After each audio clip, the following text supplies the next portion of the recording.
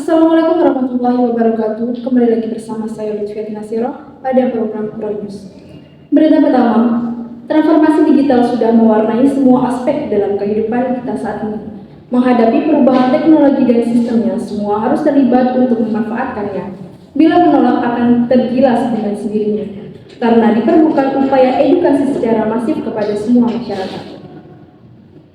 Teknologi selalu berkembang seiring penumbuhan kebutuhan manusia dalam kesehariannya.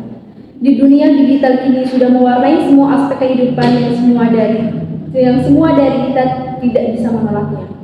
Pengamat dunia digital Hajon Mahdi Mahmudin menilai digital adalah sebuah dunia baru yang bisa membuat siapapun dia berkembang secara cepat. Perkembangan secara eksponensial, tidak lagi linear, sebab semua orang yang memanfaatkan teknologi digital berbasis jaringan internet akan merasakan dan mendapatkan lebih banyak dari yang mereka pikirkan. Semua bisa 10 kali lipat dari kondisi minimal. Hajun menggambarkan untuk marketing misalnya, dengan semua sistem penjual digital jauh lebih cepat dibandingkan secara konvensional. Proses marketing lebih cepat dari cara konvensional. Namun, tak lagi dipungkiri masih ada sebagian dari masyarakat khawatir karenanya diperlukan edukasi secara masif. Mereka cenderung takut karena belum merasakan manfaatnya.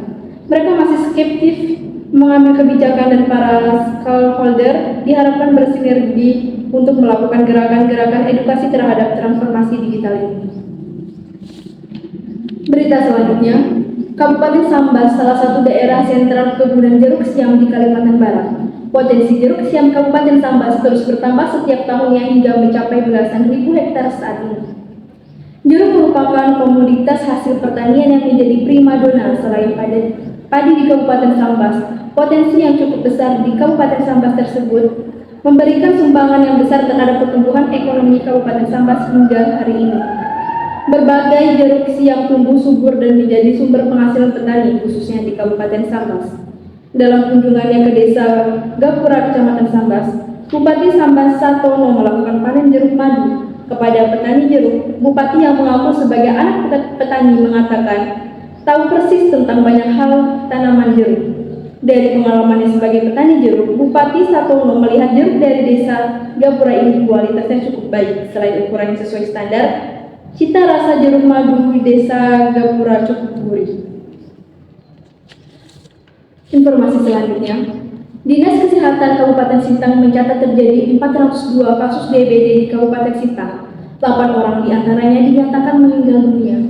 Tren kasus demam berdarah Kabupaten Sintang merupakan peningkatan dari tahun ke tahun.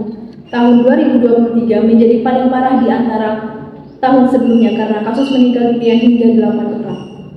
Kesehatan Kabupaten Sintang Darmadi mengatakan kondisi saat ini sangat mengkhawatirkan karena peningkatan kasusnya terus meningkat. Data terbaru hingga akhir September, terdapat 402 kasus DBD dengan 8 orang diantaranya meninggal dunia. Masyarakat diminta berperan aktif memerangi DBD dengan melakukan pemberantasan sarang nyamuk. Sebab pemerintah dan masyarakat harus bergerak bersama dalam memberantas DBD ini. Masyarakat harus menjaga kebersihan lingkungannya masing-masing dan memberikan pada tempat penyimpangan air. Darmadi menambahkan peran serta masyarakat sangat penting agar kasus DBD di Kabupaten Sintang bisa turun, bahkan hingga tidak ada lagi. Mulai sekarang masyarakat harus mengaktifkan kembali gotong royong membersihkan lingkungan masing-masing. Vidi Aryadi melaporkan. Berita selanjutnya, Dinas Pendidikan, Pemuda, Olahraga dan Pariwisata Kabupaten Mempawah menghimbau kepada seluruh guru untuk tidak melakukan aktivitas belajar di luar kelas. Hal ini dilakukan mengingat kabut asap pekat yang disebabkan kebakaran hutan dan lahan kembali menyelimuti wilayah Mempawah dan sekitarnya. Kabut asap akibat kebakaran hutan dan lahan yang terjadi di Kabupaten Mempawah saat ini mulai menyelimuti kawasan kota Mempawah. Untuk itu, seluruh guru mulai dari tingkat TK, SD hingga SMP di Kabupaten Mempawah diminta agar tidak melakukan kegiatan belajar di luar kelas.